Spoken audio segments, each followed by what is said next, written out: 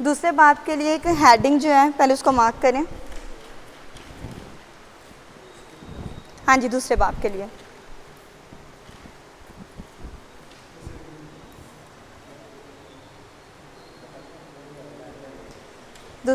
लिए हेडिंग लिखें, यहूदियों और गैर अक़वाम की नजात में,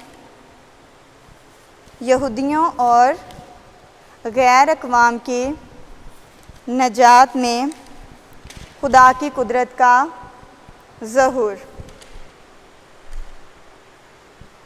यहूदियों और गैर अक़वाम की नजात में खुदा की कुदरत का ज़हूर।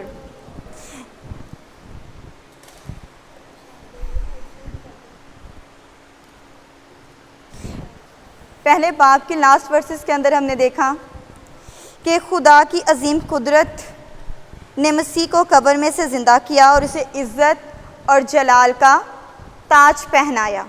क्या पहनाया था मसीह यीशु को? इज़्ज़त और जलाल का ताज पहनाया। अब हम देखते हैं कि उसी कुदरत ने किस तरह हमारी ज़िंदगियों में काम किया और हमें रूहानी मौत से ज़िंदा करके मसीह में आसमानी मुकामों पर बिठाया। रूहानी मौत से क्या करके? ज़िंदा करके आसमानी मुकामों में मसीह के साथ क्या किया है? बिठाया। फर्स्ट वर्स से स्टार्ट करते हैं। इफिसियों दूसरा बाब पहली आयत। और उसने तुम्हें भी ज़िंदा किया जब अपने कसूरों और गुनाहों के सबब से मुर्दा थे। पालूस रसूल इफिसस की कलीसिया से मुखातिब है और उनसे कह रहा है कि उसने तुम्हें भी ज़िंदा किया। जिसने मसीह यीशु को ज़िंदा किया उसने तुम्हें भी क्या किया है? ज़िंदा किया। और जब अपने कसूरों और गुनाहों में क्या थे? मुर्दा थे। यहाँ पे हमें कुछ चीज़ें जो हैं वो मिलती जुलती नज़र आती हैं। अगर हम पैदाइश पहले बाब को स्टडी करें तो वहाँ पे पहले बाब की दूसरी आयत के अंदर क्या लिखा हुआ है कि ज़मीन वैरान और क्या थी? सुनसान थी और गहराव के ऊपर क्या था? और खुदा की रूह पानी की सतह पे क्या करती थी? ज़मीन वहाँ पे क्या है? वैरान है और सुनसान है। यहाँ पे भी पालूस रसूल दूसरे बाब के अंदर कह रहे हैं कि तुम क्या थे? अपने कसूर और गुनाहों के सबब से क्या थे? मुर्दा थे। यानी कि तुम्हारी जो फितरत थी वो क्या थी? बिगड़ी हुई थी। तुम्हारे अंदर जो खबासत थी वो क्या थी?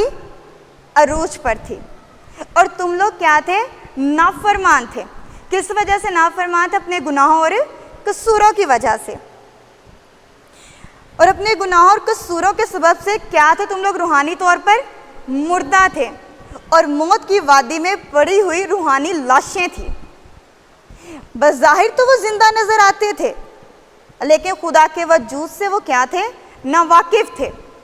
खुदा के ज़ात का कुछ भी मुकाशफा उनके पास ना था और वो दुनिया के अंदर क्या कर रहे थे? अपनी मौज मस्तियों में ज़िंदगी क्या कर रहे थे? बसर कर रहे थे। अहले इफिसस मुर्दा ही नहीं बल्कि बिगड़े हुए भी थे। वो इस दुनिया के रविश पर चलते थे, अपने ज़माने की रूह से मुताबिकत रखते थे। वह अपने दौर के गुनाहों में पड़े हुए थे। दुनिया अपने प्रस्तारों को, दुनिया के एक असूल है याद रखिएगा, दुनिया अपने प्रस्तारों को अपने सांचे में ढाल लेती है। ऐसा होता है कि नहीं? दुनिया अपने प्रस्तारों को क्या करती है? अपने ही सांचे में ढाल लेती है। यह फितरत के बेगार का सांचा होता है। अगर दुनिया बिल्कुल सही होती तो खुदा यीशु मसीह दुनिया में कभी भी निजात दहिंदा बनकर ना आते, क्योंकि दुनिया के अंदर क्या था? उस टाइम पे बेगार था।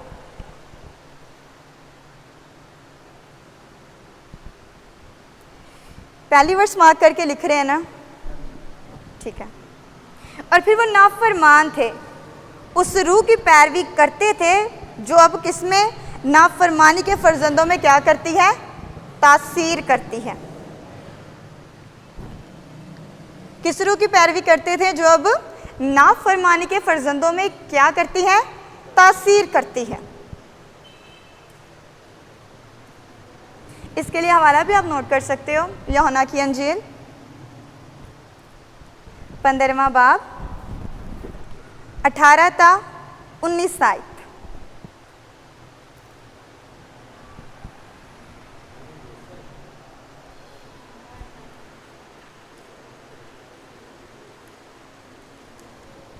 दूसरी आयत अब आपके सामने तिलावत करूंगी।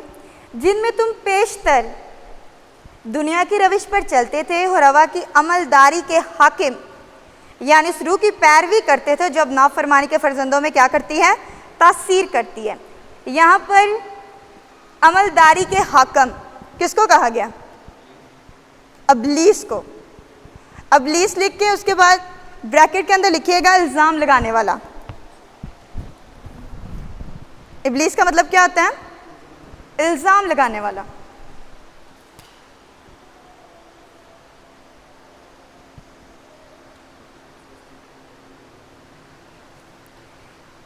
यानी ये लोगों का जो चाल चलन था वो खुदा को बिल्कुल भी पसंद नहीं था। इनका चाल चलन जो था वो खुबासा से लबरेज था, बुरे कामों से अरूज में था वो, और हवा की अमलदारी के हाकिम यानी इब्लीस के नमूने की पैरवी करते थे। जिस राह पर इब्लीस उन्हें लगाता था वो वही कुछ करते थे। इससे पता चलता है कि बेईमान लोग किरदार चाल चलन के लिहाज से हैवानों से भी ज्यादा पस्ती में क्यों गिर जाते हैं। ये लिखना चाहे तो आप लिख सकते हैं। हाँ जी, इससे पता चलता है कि बेईमान लोग किरदार और चाल चलन के लिहाज से हैवानों से भी ज़्यादा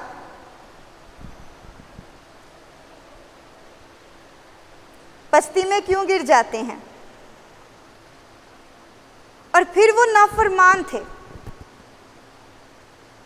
उस रूह की पैरवी करते थे जो अब नाफरमानी के फर्जंदों में क्या करती है, तासीर करती है, यानी कि असर रखती है उनमें।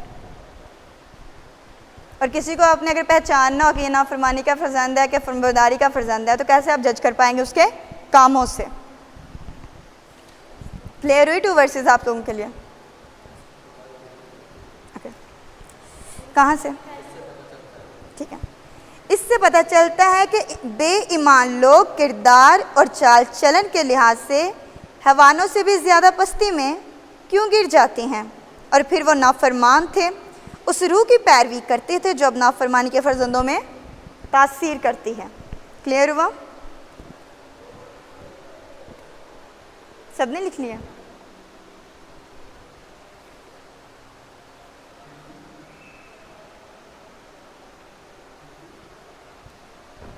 कोई पॉइंट रह गया तो बोल दें। हो गया? 3rd वर्स की तरफ चलते हैं। हाँ जी। इनमें हम भी सब के सब पहले अपने जिस्म की ख्वाहिशों में ज़िंदगी गुजारते और जिस्म और अकल के इरादे पूरे करते थे, और दूसरों की मानी तबाही तौर पर गज़ब के क्या थे, फर्जंद थे। ये 3री वर्स मैंने अभी तिलावत की है। इसके अंदर पौलुस रसूल इसमें ज़मीर तुम छोड़कर हम का इस्तेमाल करता है। इसमें, हाँ जी लिख दूँ, पौलुस रसूल इसमें ज़मीर तुम लिख के इसको यूं क्लोज करना, ठीक है। तुम छोड़कर हम इस्तेमाल करता है। इससे मालूम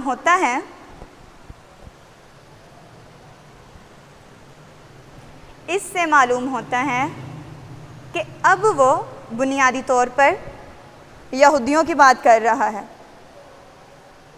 ये बात आपने हमेशा माइंड में रखनी है। जब भी पौलुस अपने खतूत में हम का वर्ड यूज़ करेगा तो मीन्स के वो यहूदियों की बात कर रहा है, ठीक है, ताकि आप लोग कभी भी बात समझने में क्या हो, हेल्पफुल होगी ये।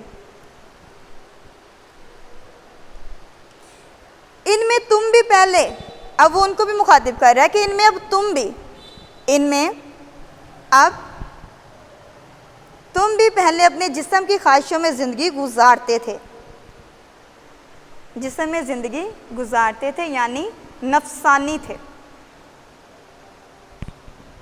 रूहानी नहीं थे बल्कि नफसानी थे। कोई पॉइंट मिस हो जाए तो बोल दीजिएगा।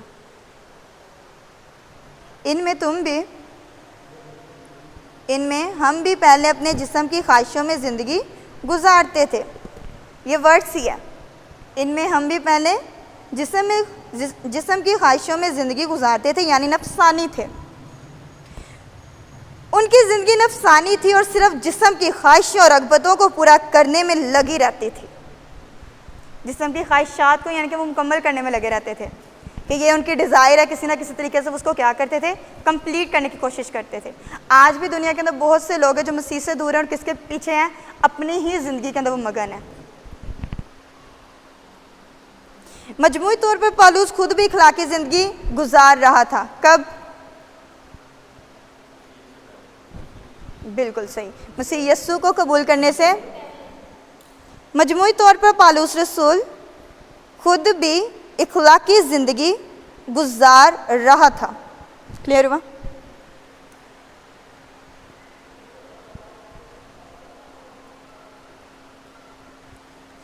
आगे नोट कीजिएगा, जो यहूदी ईमान नहीं लाए थे, तब्दील नहीं हुए थे, वो भी बिगड़े हुए थे। जो यहूदी ईमान नहीं लाए थे, तब्दील नहीं हुए थे, वो भी क्या थे? वो जिस्म और अकल के इरादे पूरे करते थे।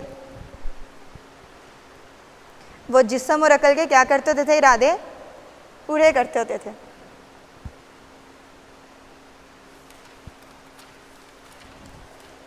किसने ये गलती कर दी, इसको ये सज़ा दे दो, ये कवानीन है, इतनी कुर्बानियाँ दे दो, मखलिसी मिल जाएगी, ये हो जाएगा, वो हो जाएगा। ये क्या थे? इनके अपने इरादे थे, इनकी अपनी ख्वाहिशात थी। जब भी हम देखते हैं, अगर सैमुअल नबी की किताब को जब मुतालिया करें तो हमें नज़र आता है कि एली काहन के जो बेटे थे वो पहले ही कहते होते थे कि अभी कुर्बानी वो मुकम्मल, तो वो कटिंग भी नहीं थे कर रहे होते चढ़ा, तो पहले कहते हमारे साथ क्या कर दो, दे दो। हाँ जी, तो उनके क्या होते थे? अपनी ख्वाहिशात, अपनी अकल के क्या होते थे? इरादे होते थे, और वो किसी को भी मुजरिम ठहरा देते, किसी को भी वो कुछ भी कह देते थे। तो ये क्या पौलुस कह रहा है कि तब हमारी क्या थी? अपनी ही अकल बिगड़ी हुई थी, हम अपनी सोचों के अंदर थे, यानी वो तमाम तबाही ख्वाहिशात के दीवाने थे, जिस्म और अकल के इरादे पूरे करते थे। आगे कोटेशन नोट कीजिएगा ज़रा, तबाही ख्वाहिशात के दीवाने थे कि अपनी ही मानते थे, यानी कि तबाही ख्वाहिशात के दीवाने थे, जिस्म और अकल के इरादे पूरे करते थे। वो उधर पड़ा हुआ, तो मैं यहाँ से नहीं हूँ।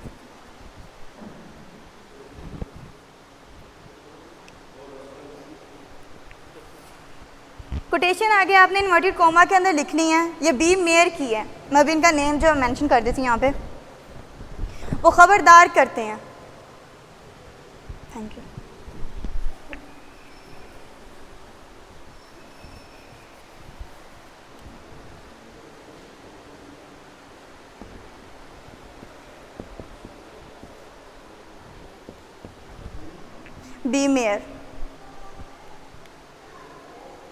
बी मेयर खबरदार करता है, बस इनका नेम लिख दें, इसका ज़्यादा कुछ नहीं। उसके बाद यू डबल लाइन करके एरो का साइन बना दें, उसके नीचे आपने कोटेशन लिखनी है इन्वर्टेड कोमा के अंदर। रिपीट करना शुरू करूं। अकल के इरादों से मगलूब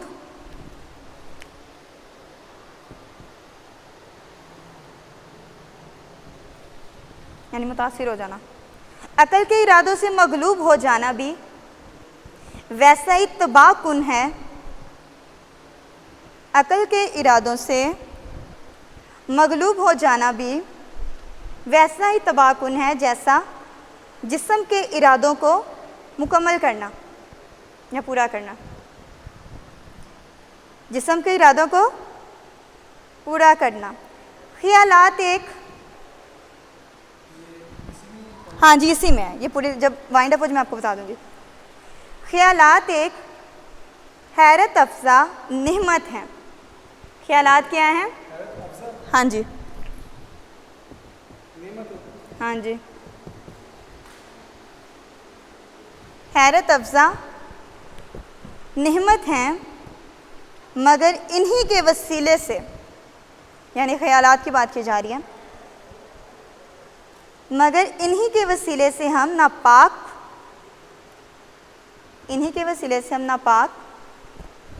सब रात में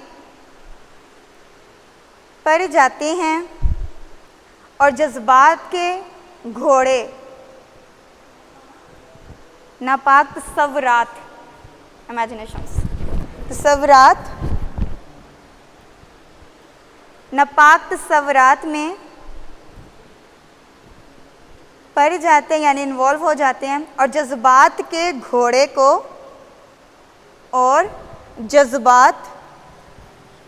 को बेलगाम छोड़ देते हैं। जज्बात के घोड़े को बेलगाम छोड़ देते हैं। बस अमली हरकत करना बाकी रह जाता है।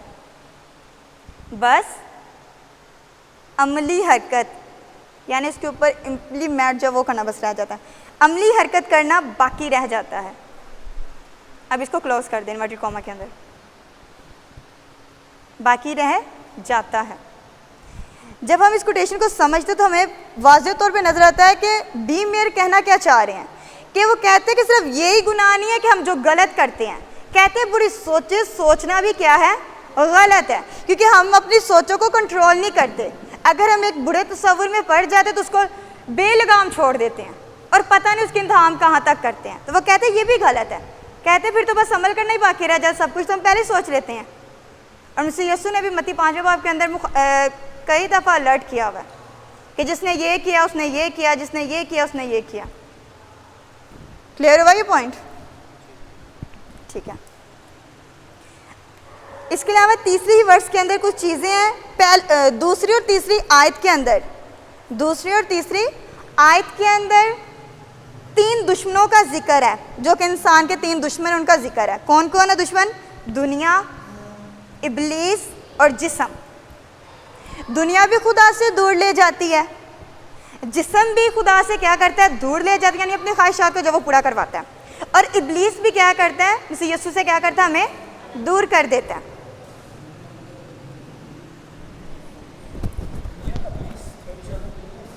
दुनिया, इब्लीस और जिस्म। दूसरों के मानिक तबाही तौर पर गज़ब के क्या थे? फर्जंद थे, यानी सजावर थे। और सजावर क्यों थे? कामों की वजह से, कसूरों की वजह से और गुनाहों की वजह से। ये वर्ड्स भी क्लियर हुई। अब आते हैं 4th वर्स के ऊपर। इनमें हम भी सब के सब पहले ये हो चुकी है, मगर खुदा ने अपनी रहम की दौलत से, उस बड़ी मोहब्बत के सबब से जो उसने हमसे की। यहाँ पर बात किसकी की जा रही है? मगर खुदा ने। यहाँ पे एकदम से अहम अल्फाज सामने आते हैं, मगर खुदा ने। और खुदा ने क्या किया है? बुलंद बोलिएगा ज़रा।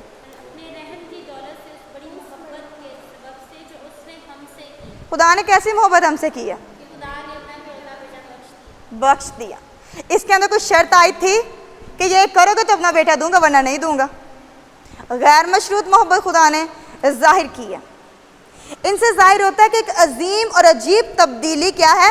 आ गई। लिखिएगा ज़रा, फॉरवर्ड्स मेंशन करके लिखना शुरू करें। मगर खुदा, ये कितने अहम अल्फाज हैं। खुदा लिख के उसको इन्वर्टेड कॉमा के अंदर क्लोज कीजिएगा ताकि आपको पता हो कि वर्ड्स के अंदर किसके ऊपर बात की जा रही है। मगर खुदा, ये कितने अहम अल्फाज हैं। इनसे जाहिर होता है कि एक अजीम और अजीब तब्दीली आ गई है। नया पाकिस्तान। इस तब्दीली का बानी खुद खुदा है। क्या ये तब्दीली पालूस रसूल यहाँ पे कर रहे हैं? बल्कि खुदा खुद कर रहे हैं। इस तब्दीली का बानी क्या? अजीब, हाँ जी, तब्दीली आ गई है। इस तब्दीली का बानी खुद खुदा है। कोई दूसरा ये नहीं कर सकता था और ना किसी दूसरे ने ऐसा करना ही था। कोई दूसरा ये नहीं कर सकता था और ना ही कोई दूसरे ने ये ऐसा करना था। इस मुबारक हस्ती की एक खसूसियत ये है, इस मुबारक हस्ती की एक खसूसियत ये है कि वो रहम की दौलत से नवाजता है। देखें, एक से बढ़कर एक रहमत जो वो खुदा हम पे क्या कर रहे हैं, करते जा रहे हैं। मुबारक हस्ती की खसूसियत ये है कि वो रहम की दौलत से नवाजता है, वो हमसे वो सलूक नहीं करता जिसके क्या थे हम लोग हकदार।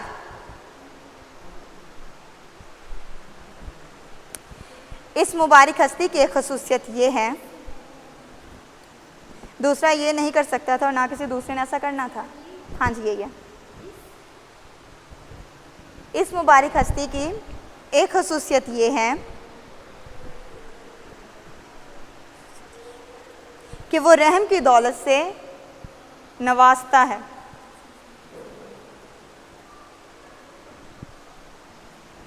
रहम की दौलत से नवाजता है और हमसे वो सलूक नहीं करता जिसके हम क्या हैं, हकदार हैं। इसके लिए एक रेफरेंस नोट कीजिएगा, ज़बूर 103 वर्स 1। भाई हम इसको अभी तिलावत करें। ज़बूर 103 वर्स 1।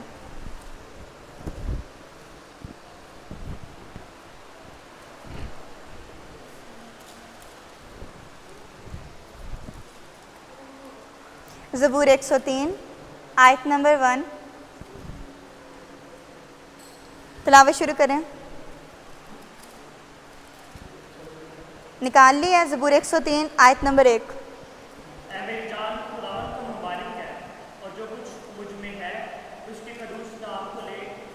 मुबारक कहे, आमीन। क्या कहे, मुबारक कहे। क्यों? क्योंकि खुदा ने रहम की दौलत से क्या किया है, नवाजा है।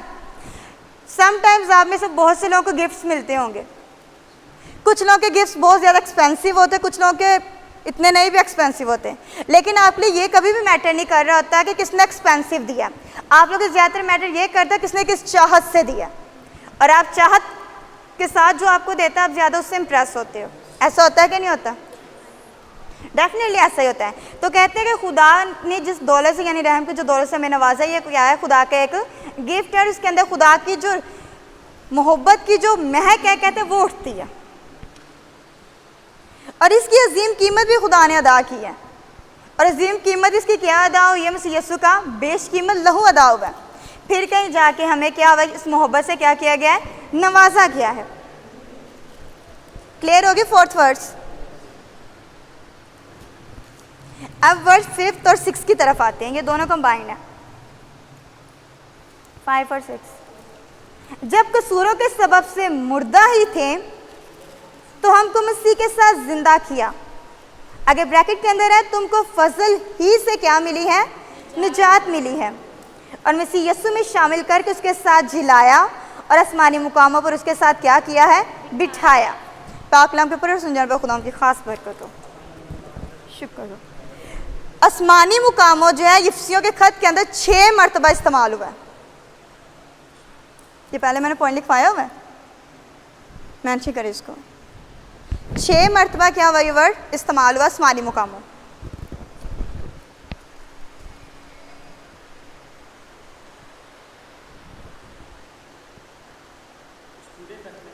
हाँ जी, 6 चैप्टर इसका और 6 के अंदर है, ये 6 मरतबा इस्तेमाल हुआ। कर लिया मेंशन? बोलूं? जब कसूरों के सबब से मुर्दा ही थे तो हमको मसीह के साथ जिंदा किया और तुमको फजली के वसीला से क्या मिली है, निजात मिली है। खुदा की मोहब्बत इसलिए भी अजीम है कि जिनसे की गई वो नहायत ही नालायक, नहायत ही निकम्मे और नहायत ही बदसूरत थे। किस वजह से? अपने कसूरों और गुनाहों के सबब से। समझ आ रही है, लेकिन लिखते हुए ना स्किप हो जाता है, थोड़ा सा इसमें स्टे कर दूं। खुदा की मोहब्बत इसलिए भी अजीम है कि जिनसे की गई वो नहायत ही नालायक, थैंक यू भैया, नहायत ही नालायक, निकम्मे और बदसूरत हैं। और वो नालायक, निकम्मे, बदसूरत क्यों हैं? कसूरों के सबब से। हम कसूरों के सबब से मुर्दा ही थे। हम कसूरों के सबब से क्या थे? मुर्दा ही थे। हम खुदा के दुश्मन थे। हम बिल्कुल मोहताज, हम खुदा के क्या थे? दुश्मन थे, बिल्कुल मोहताज और तही दस्त और जलील थे, जलील थे। सारी बातें नोट कर लिया। लेकिन कसूरों के सबब से, हाँ जी, हम बिल्कुल मोहताज थे। मोहताज थे यानी कि हम कुछ भी अपने लिए खुद से कर सकते थे नजात के लिए। मोहताज थे, तही दस्त थे, शिकस्त खुर्दा थे हमें, यानी कि गिरे हुए थे हम लोग और जलील थे कामों की वजह से। लेकिन सारी बातों के बावजूद उसने हमसे क्या की है? मोहब्बत की है। पालूस रसूल यहाँ पे एक बात समझाने की कोशिश कर रहे हैं कि कोई भी ऐसी खूबी नहीं थी कि जिसकी वजह से हमें क्या मिल जाती? ये खुदा ही की मोहब्बत थी कि जो उसने हमारे लिए ऐसा किया। हमारे लिए खुदा की मोहब्बत के नतीजे में, हमारे लिए खुदा की मोहब्बत के नतीजे में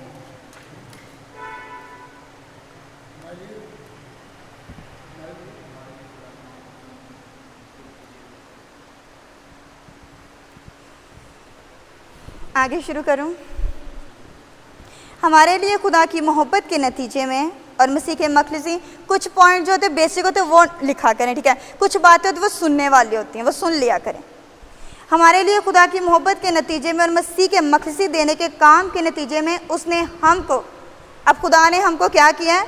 मसीह में, मसीह के साथ क्या किया? ज़िंदा किया है।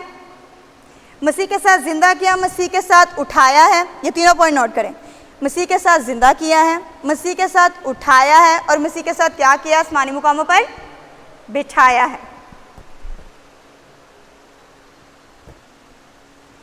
ये तीनों अल्फाज जो मसीह के साथ हमारी युगानगत को शो करते हैं कि मसीह यस्सु के साथ हम किस तरीके से जुड़े हुए हैं। जब मसीह यस्सु, यानी जब मसीह यस्सु मरा तो हम मर गए। जब मसीह यस्सु दफन हुआ तो हम क्या हुए? दफन हुए। जब मसीह यस्सु जिंदा हुए तो हम क्या हुए? जिंदा हुए। जब मसीह यस्सु उठाए गए तो हम क्या हुए?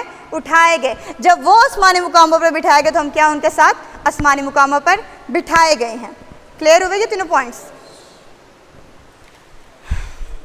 पालूस रसूल इस हकीकत को बयान करते कि तुमको फजली से क्या मिली है और खुदा की मेहरबानी और शफकत से हद दर्जा मुतासिर होता है। वो बार बार एक बात रिपीट कर रहा है, फजल से मिली है। अपने कोई भी ऐसा माल नहीं है जिससे आप लोगों को क्या मिल जाती? हाँ जी, उन लोगों पर की गई जो इसके बिल्कुल भी हकदार ना थे। ये है फजल। अब स्टार बना के कुछ चीज़ें ज़रा उनको मैंशन कीजिएगा, इनके पॉइंट बना के इसको लिखिएगा। हम पहले सीख चुके हैं कि रहम का मतलब है, ये डेफिनेशन में आ सकता है। हाँ जी, ये हम पहले सीख चुके हैं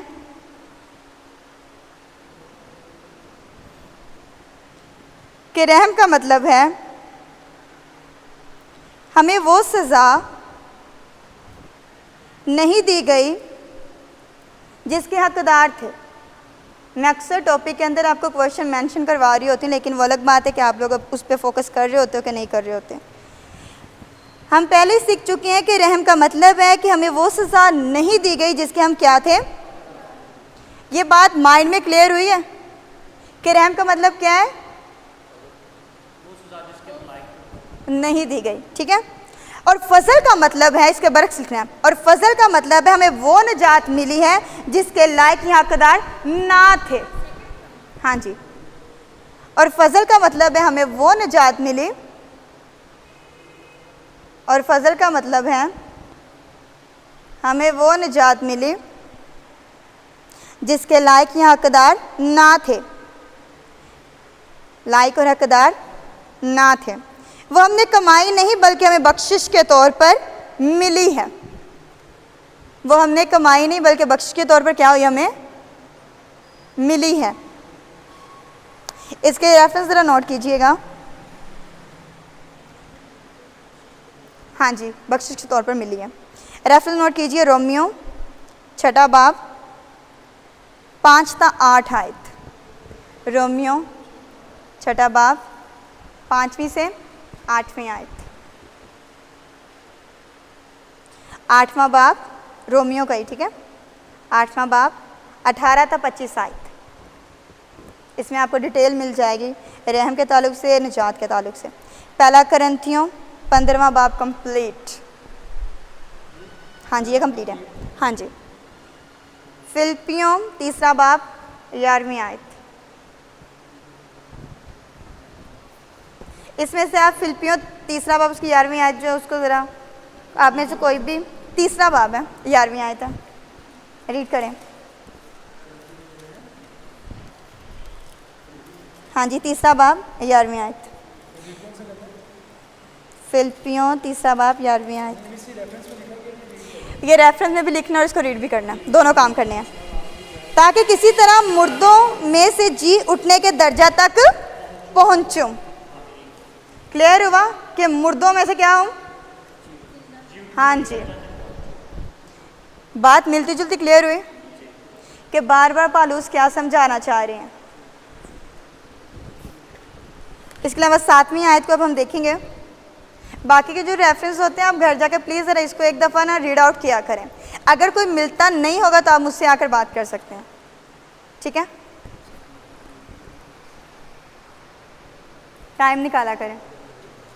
7वीं आयत है, ताकि वो अपनी उस मेहरबानी से जो मसीह यीशु में हम पर है आने वाले ज़मानों में अपने फजल की बेनहायत दौलत क्या करे, हमें दिखाए। तब्दील करने वाले फजल का ये मोजज़ा अबदी मुकाशफा है। इसको ज़रा लिखिएगा। 7वीं आयत इसकी हेडिंग देके फिर इसको मार्क करें, ठीक है? तब्दील करने वाले फजल का ये मोजज़ा है, ये मोजज़ा अबदी मुकाशफे का मौजू रहेगा। बाद में इसको एक्सप्लेन करती हूँ, ठीक है? पहले आप ज़रा इसको रीड आउट कर लो। ये मोजज़ा अब्दी मुकाशफे का मौजू रहेगा। अब्दी मुकाशफे का क्या रहेगा? मौजू रहेगा। ला इंतहा लिख दूँ? हाँ जी लिखना है। हाँ जी इसी के आगे ये ला तब्दील करने वाले फजल का ये मोजज़ा अब्दी मुकाशफे का मौजू रहेगा। आगे लिखना शुरू करें, ज़रा फोकस दिया करें पहले। ला इंतहा ज़मानों के दौरान, ला इंतहा, ला इंतहा लिख लिया। ज़मानों के दौरान खुदा आसमानी भीड़ पर ये इंकशाफ करता रहेगा। आसमानी भीड़, ग्रोह, हजूम, ये इंकशाफ करता रहेगा कि उसे अपने बेटे को गुनाह के इस जंगल में भेजने की क्या कीमत अदा करना पड़ी थी। इस जंगल में भेजने की क्या कीमत अदा करना पड़ी थी। और खुदावंद को यानी यीशु मसीह, खुदावंद जब लिखा हुआ उसके आगे ब्रैकेट में यीशु मसीह मेंशन कर लिया करें। और खुदावंद को सलीब पर हमारे गुनाहों को उठाने की क्या देनी पड़ी थी, क्या कीमत देनी। ये ऐसा मौजू है जो कभी ख़त्म नहीं होगा, यानी कि ज़मीन पे भी ये कंटिन्यू और आसमान पे भी क्या रहेगा, ये कंटिन्यू रहेगा। क्या कोई बाप भूल सकता है अगर वो अपने बेटे को कुर्बान करे? तो आज के दौर में तो अगर किसी की औलाद को थोड़ा सा कोई बुरा भला कह दे तो माँ बाप सालों साल नहीं भूलते।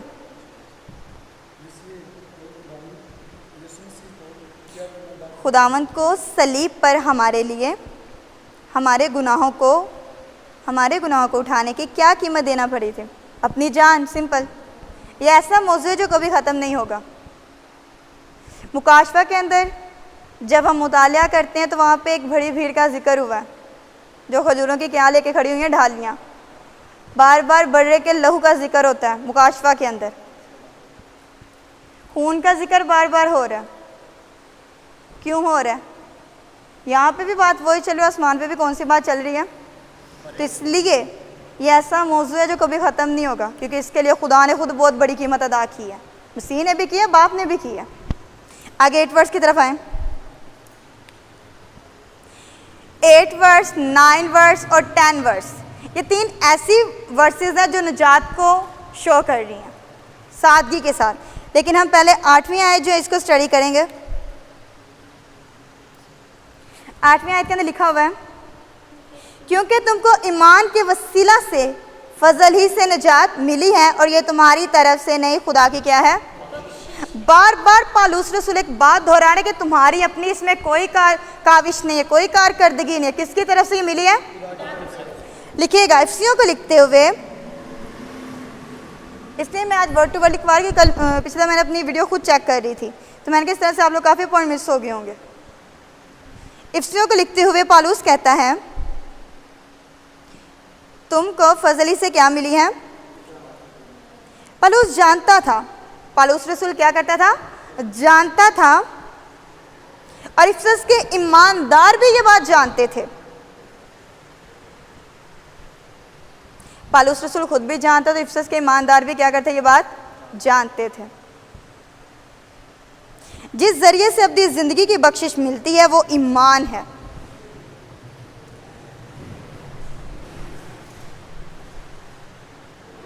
जिस ज़रिए से मखलसी यानी कि अपनी ज़िंदगी की बख्शिश मिलती है वो क्या है? ईमान है। ईमान की एक डेफिनेशन लिखिएगा ज़रा, ईमान की हेडिंग देखें। आज के टॉपिक में तीसरा क्वेश्चन है,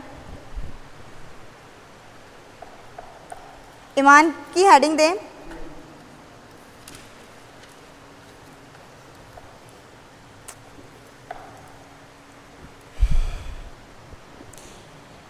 ईमान का मतलब है कि इंसान तस्लीम करता है। ईमान का मतलब है कि इंसान तस्लीम करता है। ईमान का मतलब है कि इंसान तस्लीम करता है कि मैं खोया हुआ था, कसूरवार था, गुनहगार था। तीन बातें लिखनी है, खोया हुआ था, कसूरवार था और क्या था? गुनहगार था। और खुदा यस्सु को कबूल और वो खुदा यस्सु को कबूल करता है कि सिर्फ वही में निजात की क्या है? उम्मीद है। और खुदा यस्सु मसीह को वो क्या करता है? कबूल करता है कि वही में निजात की क्या है? उम्मीद है।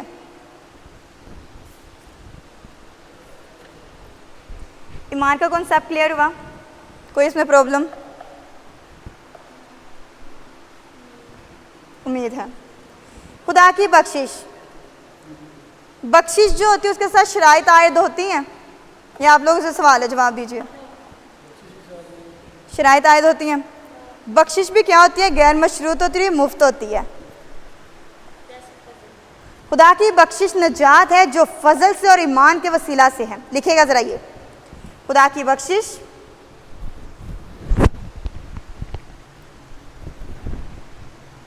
नजात है जो फजल से और ईमान के वसीला से है। ये हर जगह तमाम लोगों को पेश की जाती है। हाँ जी, ईमान के वसीला से है। ये हर जगह तमाम लोगों को पेश की गई है या पेश की जाती है।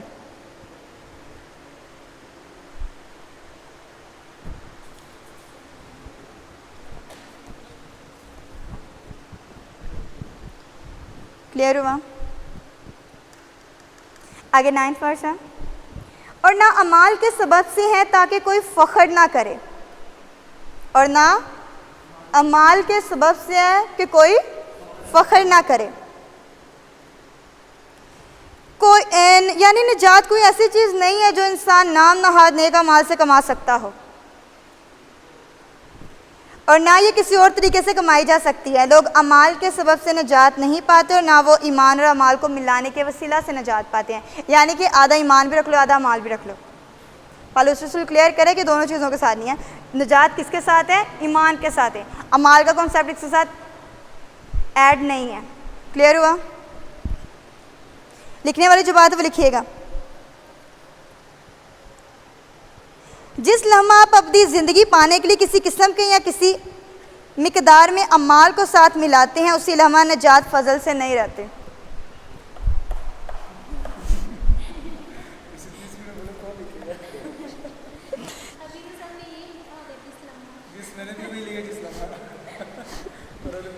अच्छा ठीक है, तुम्हारा करो। जिस लम्हा आप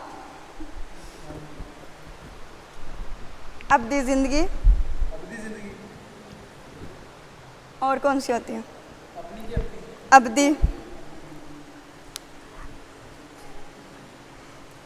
आप अपनी ज़िंदगी पाने के लिए किसी किस्म के यहाँ किसी मिक़दार में अमाल को, किसी किस्म के या किसी मिक़दार में अमाल को साथ मिलाते हैं, उसी लम्हा नजात फजल से नहीं रहती।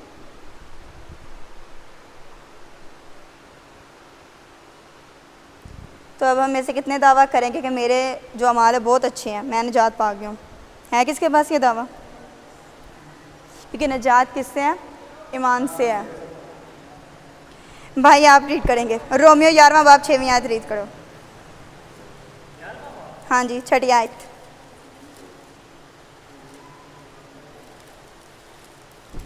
फर्स्ट वाले भाई को पढ़ने दें। 6ठी आयत।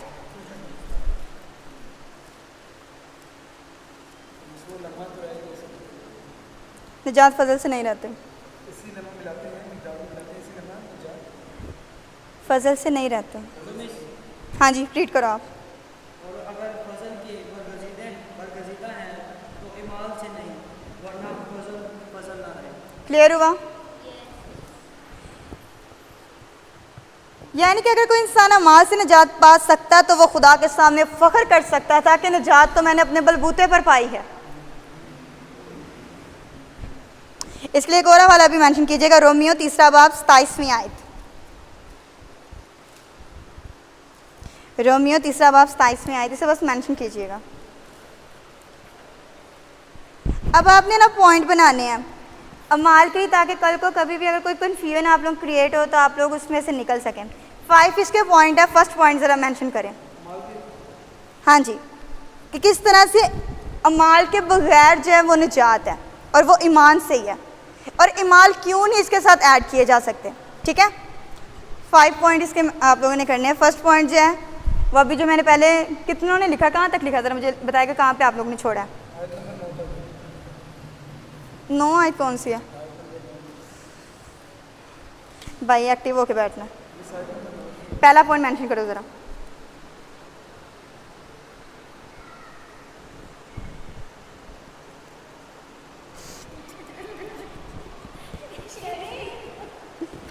कई बानी भाई सलीम के मेरे बाद उनका लेक्चर है। अच्छा, फर्स्ट पॉइंट मेंशन करें। अगर कोई इंसान अमाल से निजात पा सकता, अगर कोई इंसान अमाल से निजात पा सकता तो वो खुदा के सामने फ़ख्र कर सकता था। ये बात नामुमकिन है। ये बात क्या है? नामुमकिन है। अगर कहीं पे आप डिसएग्री हो तो प्लीज़ बताइएगा। इसके लिए हवाला ये है कि रोमियो 3:27। ठीक है, आगे सेकंड पॉइंट की ज़रा हेडिंग मार्क करें। Second point Romeo 3:27।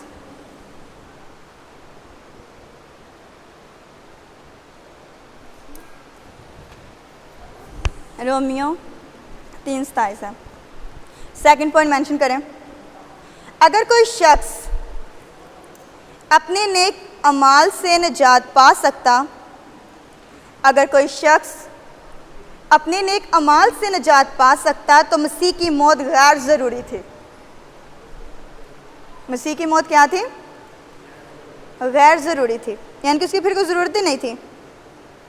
गलतियों 2 बाब 21वीं आयत इसका रेफरेंस है, दूसरे पॉइंट का। गलतियों 2 बाब 21वीं आयत।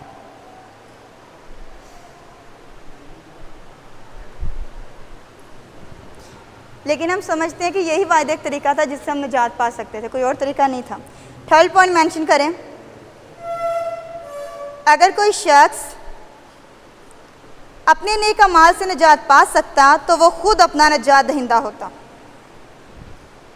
अगर कोई शख्स अपने नेक अमाल से निजात पा सकता तो वो खुद अपना क्या होता? क्या ये बात राइट है? और अपनी प्रस्तिश कर सकता था,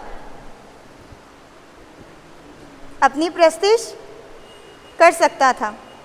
मगर ये क्या थी? बुत परस्ती है और खुदा इससे मना करता है।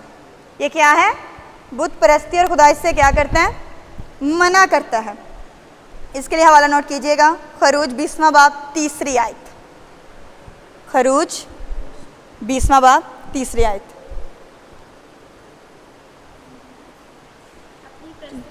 खुद कर सकता था और खुदा इससे मना करता है, यानी वो फ़ख्र ही करता रहता कि मैंने ही निजात पाई, अपने अमाल से पाई है, फिर तो वो किसी खाते में निजात को ना लाता।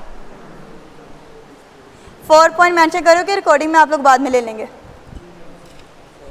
4 पॉइंट है, अगर कोई अपने नेक अमाल के साथ मसीह पर ईमान को शामिल करके निजात पा सकता। ये ज़रा लिखिएगा गौर से, अगर कोई अपने नेक अमाल के साथ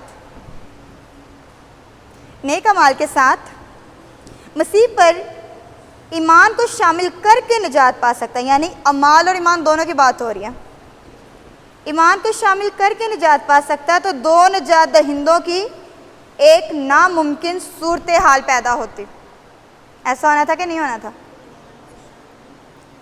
करके निजात पा सकता है, यानी अपने अमाल को भी इन्वॉल्व कर रहा है और मसीह पर ईमान को भी शामिल कर रहा है, दोनों चीज़ों को वो ला रहा है। क्या हुआ?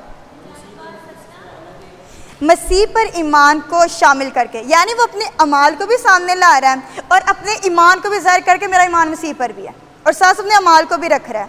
तो ये दोनों सूरत हाल भी कहते हैं कि नामुमकिन है। लिखो ज़रा पॉइंट पूरा, ईमान को शामिल करके निजात पा सकता है तो दो निजात दहिंदों की एक नामुमकिन सूरत हाल पैदा हो जाती। यानी इंसान कहता कि मेरे अच्छे अमाल भी हैं, तो वो खुद को भी निजात दहिंदा तस्वर कर लेता और मसीह पर ईमान लाने को मसीह को भी निजात दहिंदा कबूल कर लेता। तो कहते कि दोनों सूरत हाल भी पैदा हो जाती जो कि नामुमकिन है। एक निजात दहिंदा यीशु मसीह होता और दूसरा वो खुद इंसान अपना होता, फिर जगह जगह निजात दहिंदे होने थे।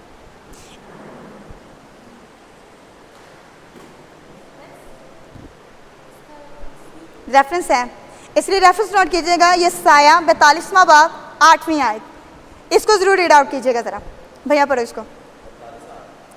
यशायाह 42वां बाब 42 चैप्टर वर्स इसकी 8 है, 42वां बाब 8वीं आयत, जल्दी से तिलावत करें। क्लियर हो रहे हैं पॉइंट्स आपके?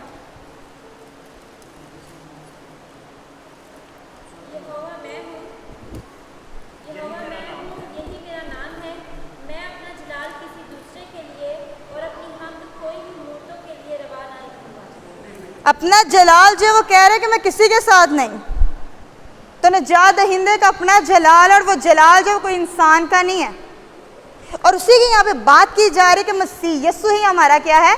निजात दहिंदा। और अगर इंसान खुद को अपना निजात दहिंदा तस्वर कर लेता तो ये बात नहायत ही नामुमकिन है।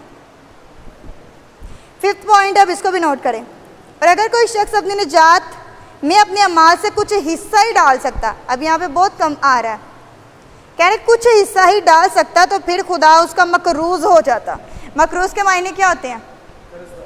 कर्जदार। क्या हो जाता? खुदा उसका मकरूज हो जाता। ये भी क्या है? नामुमकिन है।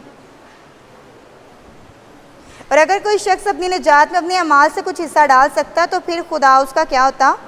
मकरूज हो जाता। ये भी नामुमकिन है, खुदा किसी का मकरूज नहीं हो सकता। रोमियो 11वां बाब और उसकी 35वीं आयत, रोमियो 11वां बाब है और उसकी 35वीं आयत है।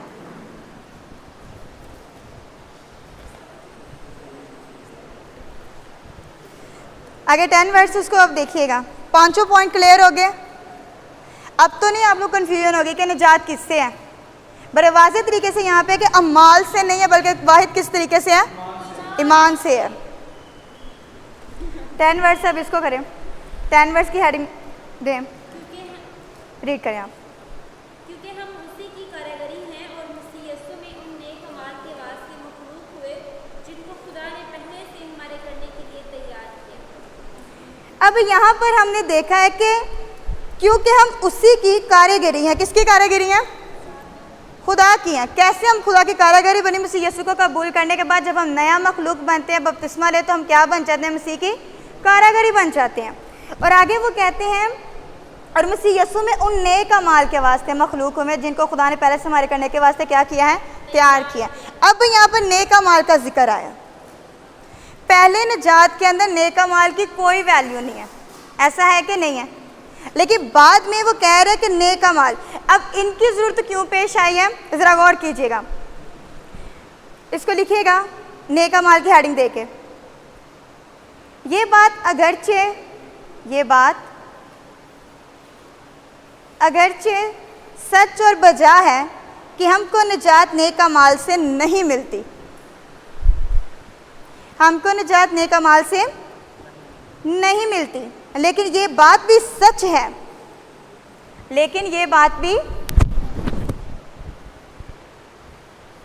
दोबारा रिपीट करती हूँ, ये बात अगरचे सच और बजा है कि हमको निजात नेक अमाल से नहीं मिलती, लेकिन ये बात भी सच है कि हमको निजात नेक अमाल के वास्ते मिलती है।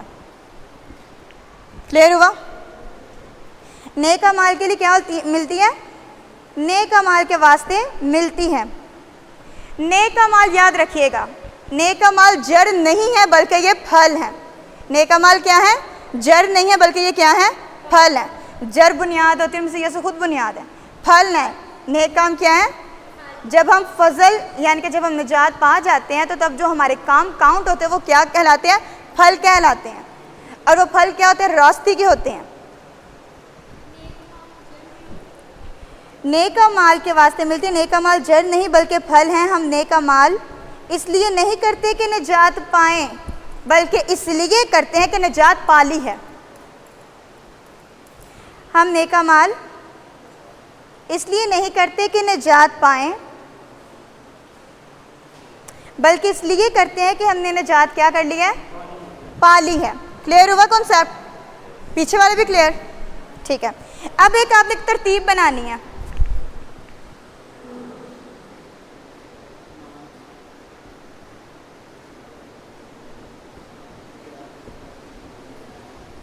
ठीक है,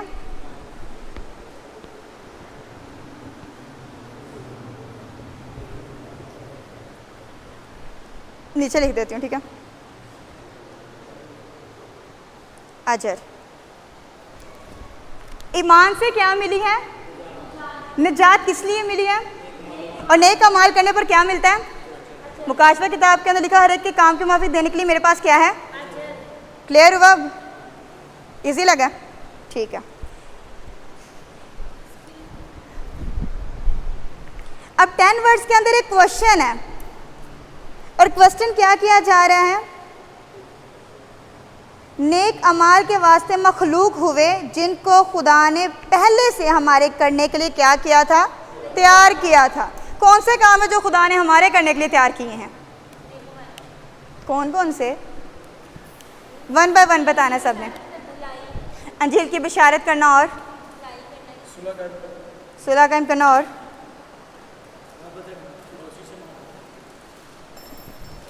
और डेफिनेटली, लेकिन खिदमत करने के मौका तलाश करना कि खिदमत आपने क्या करनी है? करनी है। इसके अलावा दुआ में क्या करना? वक्त गुजारना। खुदा के साथ अपनी बातों का जो मयार उसको क्या रखना? कायम रखना। गुनाह हो भी जाए तो फ़ौरन उसका इकरार करके उसको क्या कर देना? तर्क कर देना। खुदा ऐसे हमसे क्या चाहता है? अमाल चाहता है। क्योंकि सुलह जो है आप देख सकते हैं वो कौमें भी आपस में रखती हैं जो मसीह को नहीं जानती, लेकिन खुशखबरी देना और शादी आज़म को कंप्लीट करना ये हमारे सुपुर्द हुआ है, और इसकी तकमील के लिए हमें हर वक्त क्या रहना चाहिए? तैयार रहना चाहिए। अब हम देखेंगे 11 और 12 वर्ड्स, 11वीं और 12वीं आयत। 11वीं आयत के अंदर यूँ लिखा है, भाई ऊंचा पढ़े। बस याद करो कि तुम जो जिस्म की रूह से गैर कौम वाले हो, और वो लोग जो जिस्म में हाथ से किए हुए खतना के सबब से मकबूल कहलाते हैं, तुमको नामकबूल कहते हैं।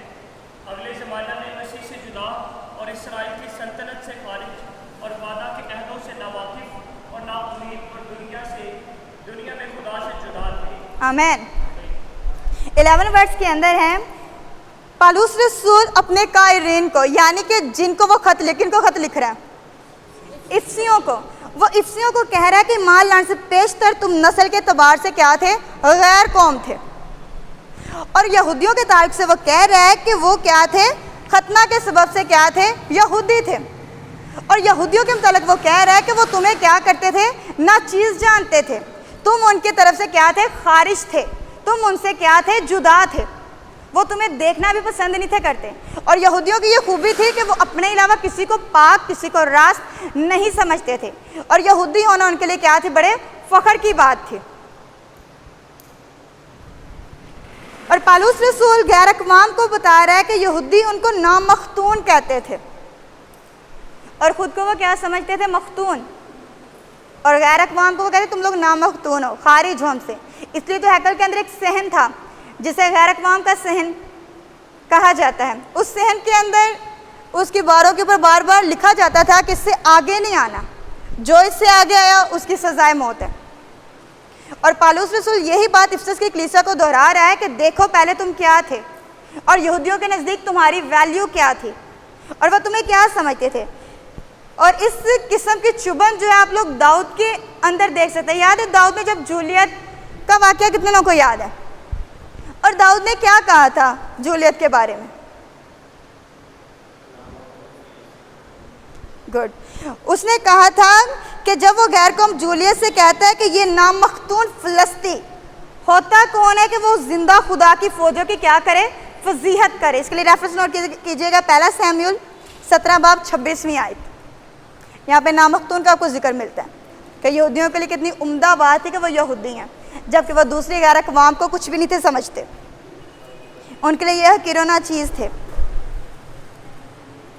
पहला सैमुएल 17 बाब 26वीं आयत। इसके मुकाबले में यहूदी अपने आप को मख्तून कहते थे, वो इस नाम पर बड़ा ही फ़ख्र करते थे, और इससे उनकी क्या होती थी, शनाख्त होती थी कि वो ज़मीन पर खुदा की क्या है, बरगज़ीदा उम्मत है, चुने हुए लोग हैं।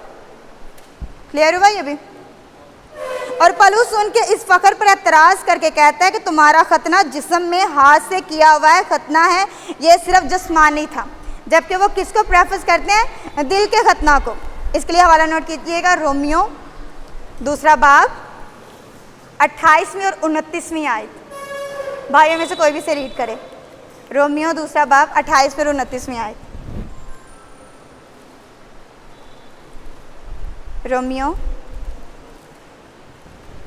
2 बाब 28 और 29वीं आयत है। क्योंकि वो यहूदी के नहीं जो ज़ाहिरी का है, और ना वो खतना है जो ज़ाहिरी है, जिस्मानी और जिस्मानी है, बल्कि यहूदी वही है जो बातिन में है, और खतना वही है जो दिल का और रूहानी है, ना कि नफ्सी, ऐशों की तारीफ आदमियों की तरफ से नहीं बल्कि खुदा की तरफ से होती है। आमीन।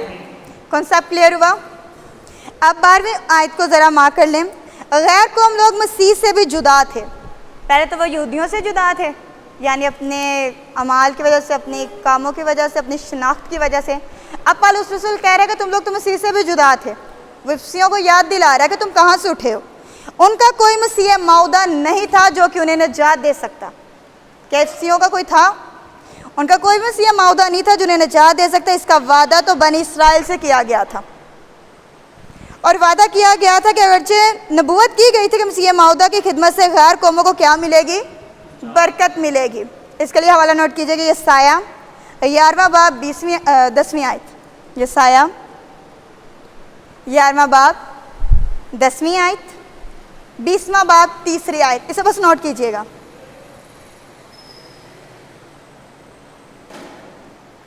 लेकिन मसीह मौदा के लिए एक शर्त थी कि वो इसराइल में से हो और वो यहूदी हो। मसीह मौदा के लिए क्या थी, एक शर्त थी कि वो यहूदी और इसराइल के घराने में से हो। इसलिए तो मूसा से कहा गया कि तुम्हारे भाइयों में से भी तुम्हारे भाइयों में से ही तुम्हारी माएँ देख मैं क्या करूँगा, लाऊंगा। इसके लिए हवाला नोट कीजिएगा, मत्ती 15वां बाब 24वीं आयत। मसीह से जुदा होने के अलावा गैर कौम इसराइल की सल्तनत से भी खारिज थी। क्या एटीट्यूड होगा उनका, यहूदियों का। 13वीं आयत है आगे, सिस्टर आप रीड करो 13वीं वर्स। मगर तुम जो पहले दूर थे, अब मसीह यीशु में मसीह के खून के सबब से नज़दीक हो गए हो। इफसस गैर कौम थी जो कि अजनबी सरजमीन पर थी। यानी खुदा के साथ उनका कोई लिंक नहीं था। और मसीह ने क्या किया, अब का यहाँ पे वर्ड यूज हुआ है, अब का मतलब कि अब उनको वहाँ से निकाल लिया गया और उनको खुदा की नज़दीकी के दर्जे पर क्या किया गया है, सरफराज किया गया है। पहले जो मसीह से ना वाकिफ़ थे, मसीह को नहीं जानते, तब उन पर ये बात अफशा हो गई है कि उन्हें नजात किसके वसीला से मिली है, मसीह यस्सु के वसीला से। और वह कलीसिया में कैसे शामिल हुए, मसीह यस्सु पर ईमान लाने के वसीला से। जब उन्होंने मुनज्जी का यकीन किया तो खुदा ने उनको मसीह यस्सु में शामिल किया। जब उन्होंने मुनज्जी का यकीन किया तो मसीह यस्सु ने खुदा ने उनको किस में शामिल कर लिया, मसीह यस्सु में शामिल किया। दो कौमें थी पहले, यहूदी और गैर अक़वाम, लेकिन मसीह ने उन दोनों को क्या कर दिया, एक कर दिया। ये है 13वीं वर्ष की डिटेल। आगे 14 वर्ष है, क्योंकि वही हमारी सुलह है जिसने दोनों को एक कर लिया और जुदाई की दीवार को जो बीच में थी ढा दी। अब एक छोटा सा क्वेश्चन है आप लोगों से पहले, जुदाई की दीवार क्या थी, हैकल के पर्दे के अलावा बताना।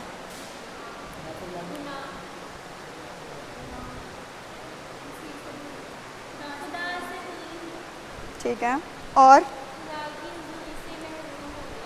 जुदाई की दीवार की एक डेफिनेशन ये भी की जाती है शरीयत। शरीयत इसलिए कि वो इंसानों पे उनके गुनाहों को जाहिर करती थी कि इस टाइम पे ये स्टेप हो गया, रुक जाओ यहीं पे, ये कत्ल कर दिया है, हाथ ना पाक है, पीछे हो जाओ। बारहा उन्हें हर काम से क्या किया जा रहा था, रोका जा रहा था। और पाक तरीन मुकाम के अंदर सरदार काहिन तक को साल में सिर्फ एक दफ़ा जाने की इजाज़त होती थी, वो भी रोज़ रोज़ नहीं थे जाते, काहिन थे, जा सकते थे, लेकिन खुदा ने एक असूल मुकर्रर किया तो उन्हें जब शरीयत दी थी, और शरीयत को फॉलो करना सबके ऊपर क्या था, लाजिम था कि 613 कवानीन के ऊपर मुकम्मल तौर पर क्या किया जाए, अमल किया जाए। जिससे एक छूटा उसने सारी शरीयत को क्या कर दिया, छोड़ दिया, उसकी नाफरमानी कर दी। तो बड़ा सख्त कानून था। और पालूस रसूल इसी जुदाई की बात कर रहे हैं कि जो जुदाई थी, यहूदियों के लिए भी ये जुदाई थी और गैर अक़वाम के लिए जुदाई थी। यहूदी सारे ज़रूरी लावी के ख़ानदान में से काहिन उठता था, 12 कबीलों से बाकी कोई तो उठ के जा सकता कि मैं भी पाक तरीन में चला जाऊँ, पता है ना ये बात सबको। तो सोचो यहूदियों के लिए भी ये जुदाई थी और गैर अक़वाम के तो ज़्यादा ही थी कि वो तो हैकल के सहन तक ही महदूद थे, उससे आगे तजावज़ नहीं कर सकते थे। और मसीह यस्सु ने इस जुदाई की दीवार को आगे क्या किया है, ढा दिया। मत्ती 5वें बाब के अंदर एक 18वीं या 17वीं आयत है कि मसीह यस्सु कहते हैं कि मैं शरीयत को मनसूख करने नहीं बल्कि क्या करने आया हूँ, पूरा करना। उन्होंने शरीयत के तमाम तकाज़ों को क्या कर दिया, मुकम्मल कर दिया, ताकि हम पर यह बात आयद ना हो कि पहले शरीयत मुकम्मल करो फिर कफ़ारे के हक़दार ठहरो। मसीह यस्सु ने कफ़ारे के तमाम तर तकाज़ों को क्या किया, मुकम्मल किया, क्योंकि वही हमारी सुलह है।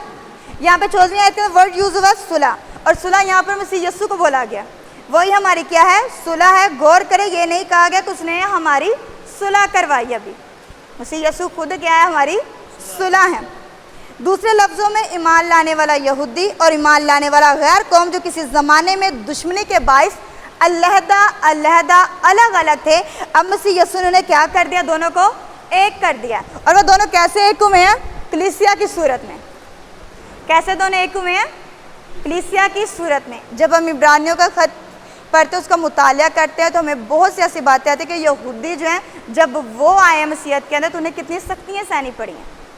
और मसीह यस्सु ने जुदाई की दीवार जब गिरा दी है तो तब वो क्या हुए, मसीह यस्सु में नए हुए हैं। और मसीह ने उनकी क्या करवाई, मसीह यस्सु उनके लिए क्या ठहरे हैं, सुलह ठहरे हैं। इसके लिए हवाला नोट कीजिएगा, मिक्का 5:5, ये पुराने नाम की किताब है। उसने दोनों को एक कर लिया, दोनों से मुराद ईमान लाने वाला यहूदी और ईमान लाने वाला गैर कौम है। तमाम जिस्मानी इम्तियाज़ात मसला कौमियत सलीब पर कीलों से जड़ दिए गए।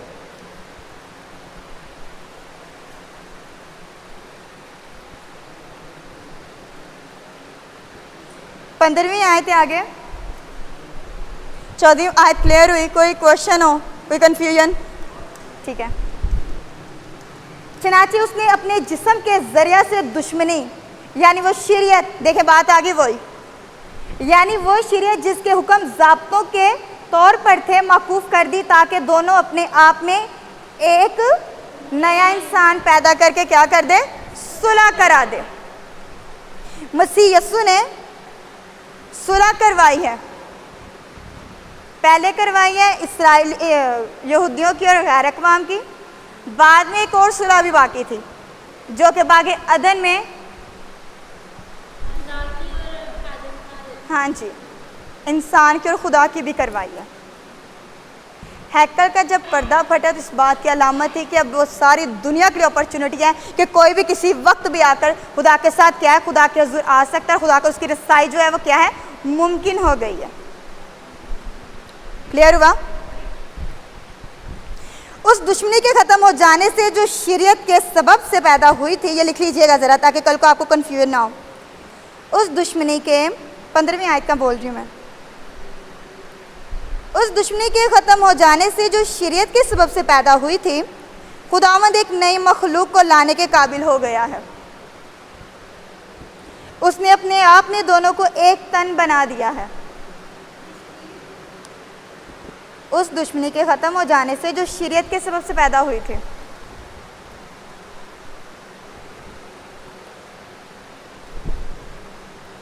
शरीयत के सबब से पैदा हुई थी, खुदावंद एक नई मखलूक को लाने के काबिल हो गया है।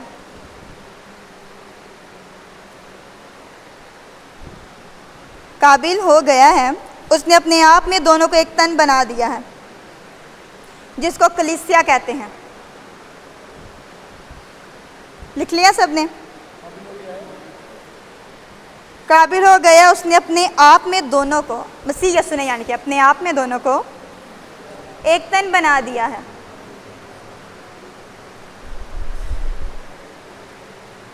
जिसको कलीसिया कहते हैं। यानी ईमान लाने वाले यहूदी ईमान लाने वाले गैर कौम से एक नया इंसान बन गया।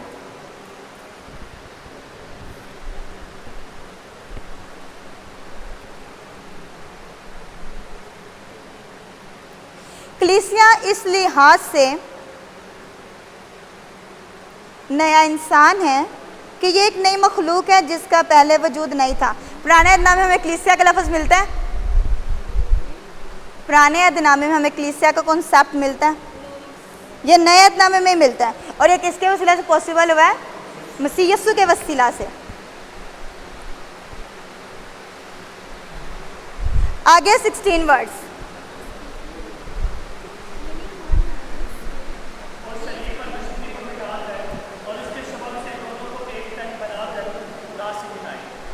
और सलीब पर दुश्मनी को मिटाकर उसके सबब से दोनों को एक तन बनाकर खुदा से क्या कर दे? मिला दे। और ऐसा काम हमें सलीब पर वाज़ेह तौर पर क्या होता है? नज़र आता है। सारे तकाज़ों को पूरा करने के बाद मसीह यीशु ने सुलह क्या है? हमारी करवा दी है। यहूदी और गैर कौम के दरमियान सुलह कराने के अलावा खुदा ने दोनों को खुदा से भी मिला दिया है। 16वीं आयत का ये पर्पस था कि गैर अक़वाम की भी सुलह करवा दी है यहूदियों के साथ, और उन दोनों की सुलह किसके साथ लाके करवा दी है? खुदा के साथ। दुश्मनी का सबब क्या था? गुनाह। दुश्मनी, मेजर दुश्मनी की यहाँ पे बात हो रही है। दुश्मनी का सबब था गुनाह। सलीब पर अपनी मौत के वसीले से खुदा ने दुश्मनी की वजह को दूर करके इस दुश्मनी को क्या कर दिया है? मिटा दिया है।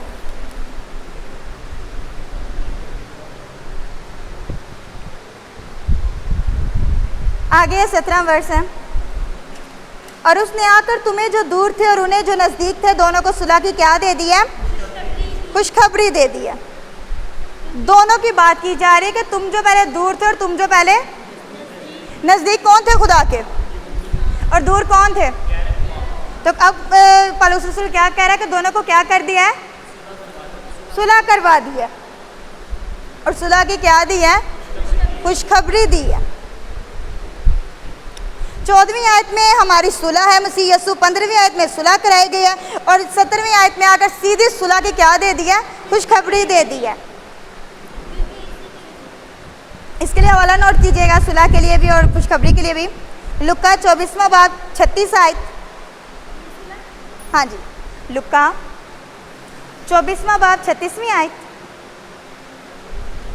यूहन्ना 20वां बाब 19वीं आयत, 21वीं आयत, 26वीं आयत। ये मसीह यस्सु का जिक्र आता है जब वो जिंदा हुए मुर्दों में से, तो उन्होंने आके शागिर्दों से क्या कहा, तुम्हारी क्या हो, सलामती। और सलामती का मतलब क्या होता है, सुलह। क्या हुआ, 20 यूहन्ना का 20वां वो 19वीं आयत, 21वीं आयत और 26वीं आयत, 3 वर्सेस है इसके।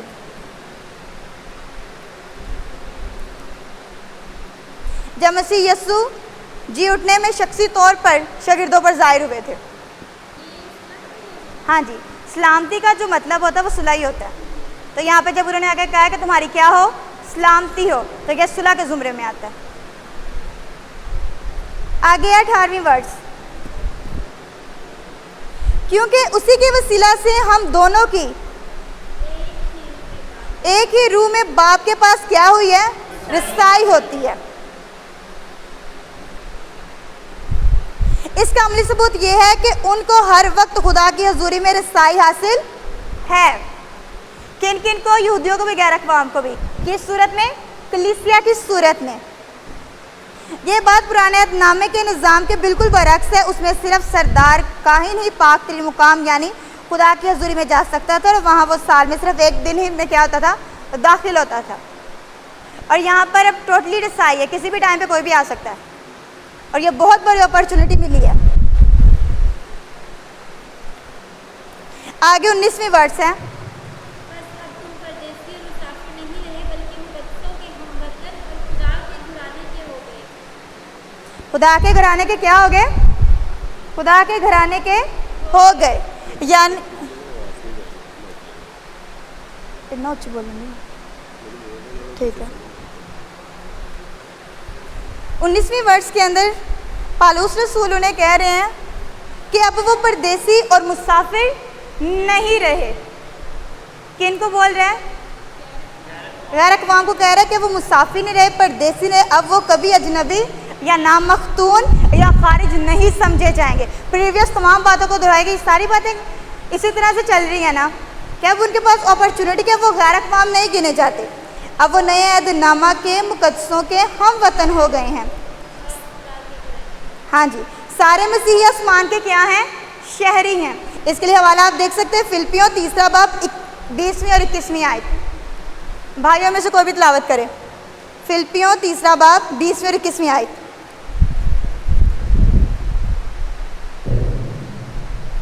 मगर हमारा वतन आसमान पर है, और हम एक मुनज्जी यानी खुदा यीशु मसीह के वहाँ से आने का इंतज़ार में है।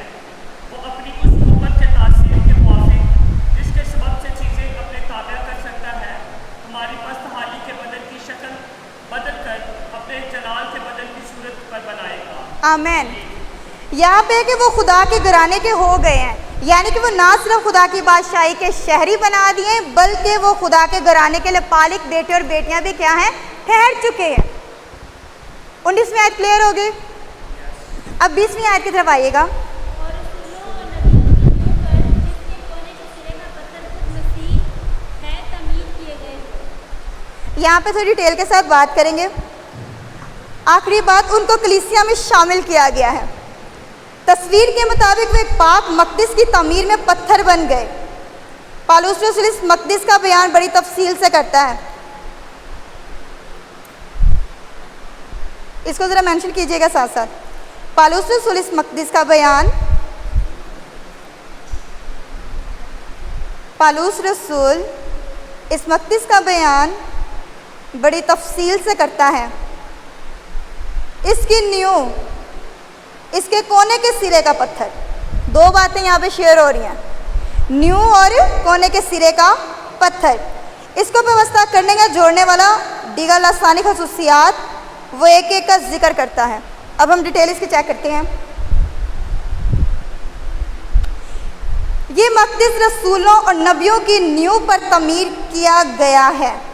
ये इशारे नए अहद के रसूलों नबियों की तरफ हैं। शागिर्दों ने कलीसियाएं कायम की हैं, उन्होंने नींव रखी है, लेकिन ये याद रखना है कि नींव जो है वो मसीह यस्सु है, ये कारिंदे हैं। यहाँ पुराने नामा के क्योंकि उनको कलीसिया का कुछ इसका ये मतलब नहीं कि रसूल और नबी कलीसिया की नींव है, नींव तो मसीह यस्सु है। और नींव के लिए हवाला देखिए, 1 कुरिन्थियों 3 बाब 11वीं आयत, ये ज़रा ज़रूर पढ़िएगा। पहला कुरिन्थियों चैप्टर 3 वर्स 11। बुनियाद कह लें आप इसको, न्यू कह लें, एक ही वर्ड है। पहला कुरिन्थियों बाब नंबर 3 आयत नंबर 11। हाँ जी पढ़ो।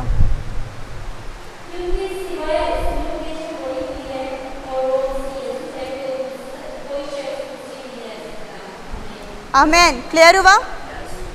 रसूलों नबियों के करार और तालीम से मसीह का जो इजहार हुआ, उसके वसीले से कलीसिया की क्या रही है? बुनियाद ठहरी है। पतरस ने करार किया था कि तू जिंदा खुदा का बेटा मसीह है। मत्ती की इंजील 16वां बाब उसकी 18वीं आयत है ये। और मसीह यीशु ने भी उससे कहा था कि मैं इस पत्थर पर अपनी कलीसिया क्या करूँगा? कायम करूँगा। और वो पत्थर कौन है? मसीह यीशु हैं। अक्सर का लोग कहते हैं कि जी पतरस रसूल को कहा गया। पतरस रसूल को नहीं, बल्कि पतरस रसूल को मुखातिब करके मसीह यीशु उनसे कह रहे हैं कि वो पत्थर मैं हूँ और वो बुनियाद कौन हूँ? मैं ही हूँ। और मेरे ऊपर क्या है? वो कलीसिया होगी, कायम होगी।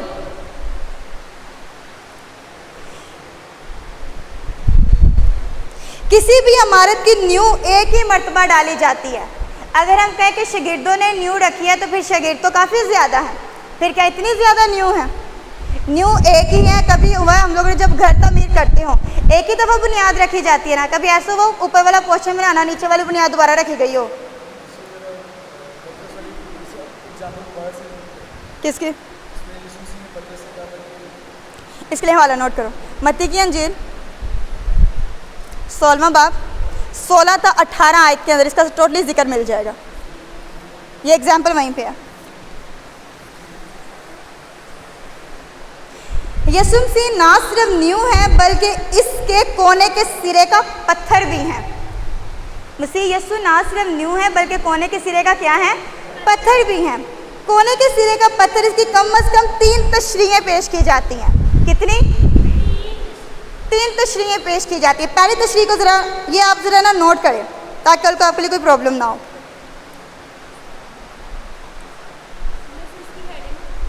इसके आप हेडिंग कोने के सिरे का पत्थर, कोने के सिरे का पत्थर हेडिंग मार्क करके फर्स्ट पॉइंट मेंशन करें।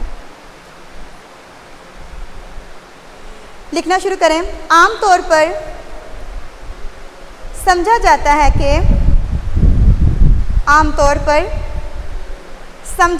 कि कोने के सिरे का पत्थर,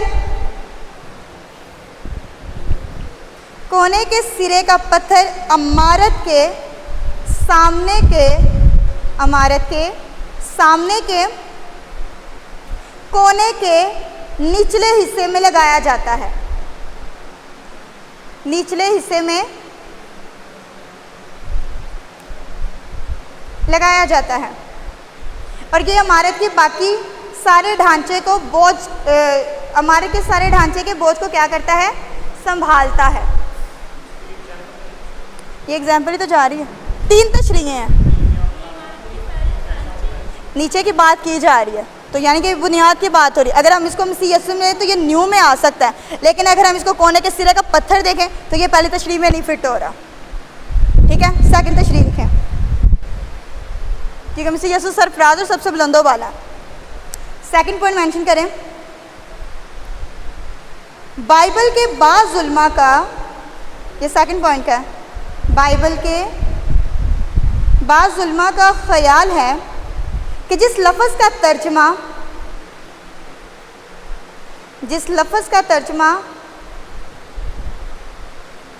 कोने के सिरे का पत्थर किया गया है वो मेहराब में, ये मैं एक्सप्लेन करती हूँ। उलमा का ख्याल है कि जिस लफ्ज़ का तर्जमा कोने के सिरे का पत्थर किया गया है वो मेहराब लिखना है। मेहराब में सबसे ऊंची जगह पर लगता है।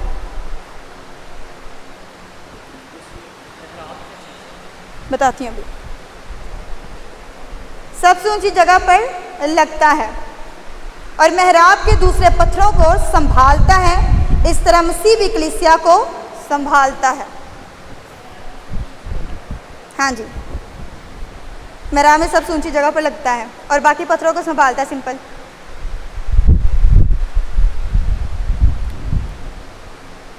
इस इमेज से वाकिफ हैं?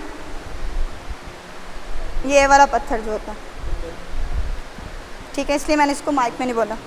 क्लियर हो गया? ये होता है मेहराब। आगे तीसरा पॉइंट मेंशन करें।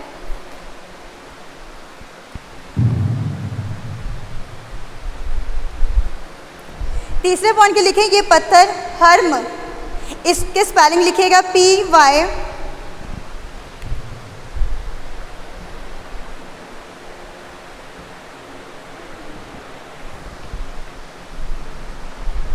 इस पैरामिड नहीं इसको पढ़ना, इसका सही तलफ़ुज़ होता है पिरामिड, पिरामिड। हाँ जी, तलफ़ुज़ को पैरामाइड नहीं, इसको पिरामिड कहना है। पिरामिड सही तलफ़ुज़ इसका ये होता है। वैसे देखने में ये पैरामाइड पढ़ा जाता है और हर उर्दू में इसको कहते हैं। मिस्र की काफ़ी लोगों ने यूट्यूब पे देखी होगी पहाड़, यही होते हैं ना, लेकिन ये वो ज़ाहिर तौर पे ट्रायंगल शो हो रहे होते हैं, लेकिन इनके पीछे ये 4 साइडें बन रही होती हैं। मिस्र के जो होते हैं, ये जो इनके जो टॉप का होता है ना, इसको बोलते हैं कोने के सिरे का पत्थर। क्लियर हुआ? हर्फ का भी हो गया और हर्म का भी हो गया। ये मिस्र के अंदर पाए, उनके 3 नहीं बल्कि 4 साइडें होती हैं। या आप यूट्यूब पे सर्च करके आपको सारी डिटेल मिल जाएंगी। सॉरी।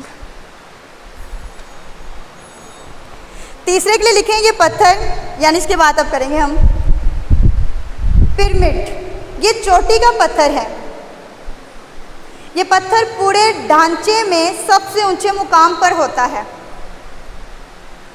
ये पूरे ढांचे में सबसे ऊंचे मुकाम पर होता है और अपनी शक्ल और जिसामत में, इसकी ये खासियत है कि ये अपनी शक्ल और जिसामत में वाहिद पत्थर होता है। इसी तरह मसीह भी कलीसिया का सर है, वो अपनी ज़ात और खिदमत में यकता है। क्लियर हुआ? दोबारा रिपीट करूं? अच्छा, अपनी शक्ल और जिसामत का वाहिद पत्थर होता है ये पिरामिड जो है, ठीक है। इसी तरह मसीह भी कलीसिया का क्या है? सर है, वो अपनी ज़ात और खिदमत में यकता है। लिख लिया?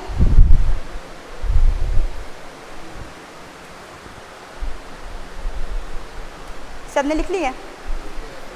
इसके मुतालिक एक रिवायत भी है। कहते हैं कि जब हैकल तामीर की जा रही थी, हैकल के जितने पत्थर जो थे वो हैकल से बाहर बनाए जाते थे, बाहर उनको तराशा जाता था। कहते हैं कि पत्थर को बनाते वक्त औजार का कुछ उस पर कुछ कहते हैं कि वो सही नहीं था बन पाया, तो उसको रद्द किया था। जो बना रहे थे उन्होंने कहा था ये पत्थर फिट नहीं है, इसको साइड पे कर दो, इसकी ज़रूरत ही नहीं है। लेकिन जब हैकल मुकम्मल हो गई थी तो वही पत्थर, एक पत्थर की ज़रूरत पेश आई थी हैकल को मुकम्मल करने के लिए। तो उसी पत्थर को उठा के ममारों ने उसमें फिट किया था। इसलिए कलाम मुक़द्दस में लिखा हुआ कि जिस पत्थर को ममारों ने रद्द किया वही कोने के सिरे का क्या ठहरा?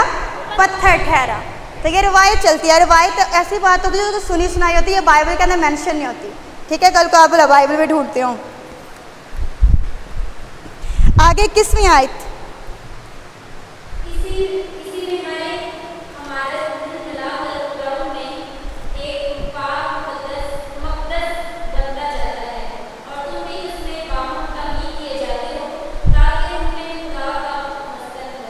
हालेलुया।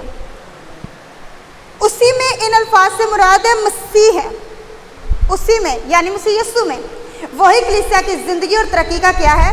सर चश्मा है। कलीसिया कोई बेजान चीज़ तो नहीं और ना ये कोई तंजीम है, ये एक जिंदा वजूद रखती है और ये कलीसिया की खासियत है। और इसका वजूद है पेंटिकोस्ट के दिन वजूद में आया है, जब 120 की जमात और रूहुल कुद्दस की क्या हुई है? अज़ूरी हुई है, नज़ूल हुआ है। इसके लिए हवाला जात भी आप लिख सकते हैं। दूसरा तवारीख 5वां बाब 11वीं आयत, इब्रानियों 6 बाब 20वीं आयत।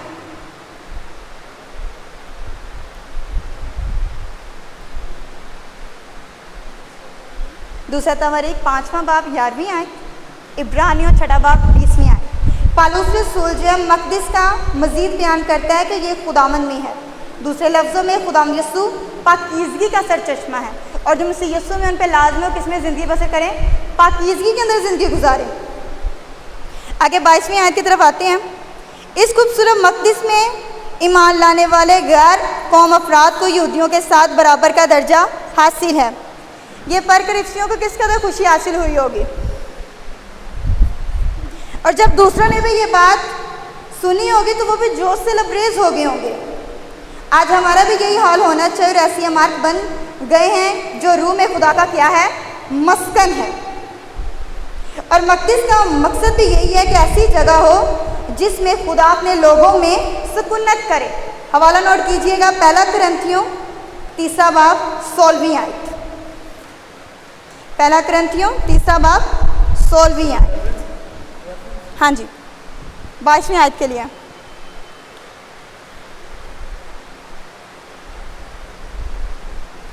कलीसिया का मतलब होता है लोगों की जमायत। ये नोट करें ज़रा साथ साथ। कलीसिया का मतलब होता है लोगों का इज्तिमा या मजलिस या जमायत।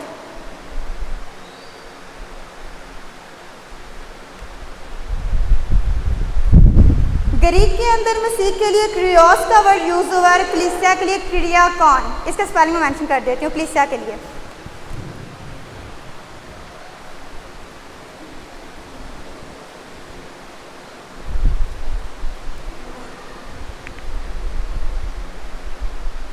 ये कलीसिया के लिए यूनानी वर्ड है, ठीक है। इसके स्पेलिंग नोट कीजिएगा।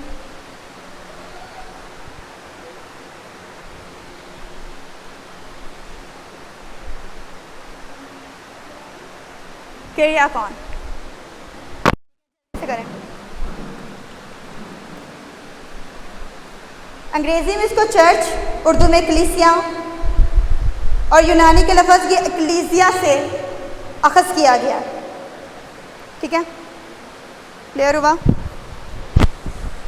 मसीह के लिए जिस तरह ये वर्ड यूज़ हुआ है ना, क्रियोस,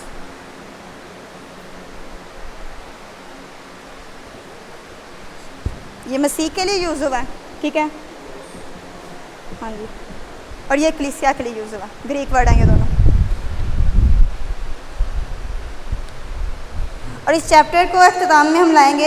ये बाब इस बयान से शुरू हुआ है कि गैर कौमें मुर्दा बिगड़ी हुई हैं, खुदा की सख्त मुखालिफ और नाफरमान है। अपने अख्ताम पर यही बाब बयान करता है कि गैर कौमों को उनकी सारी नापाकी, नाराज़गी और बरगश्तगी से पाक किया गया है, और वह रूह में खुदा का क्या बन गए हैं, मस्कन बन गए हैं। सो खुदा के कलाम की वजह से आप सबको बड़ी बरकत दे।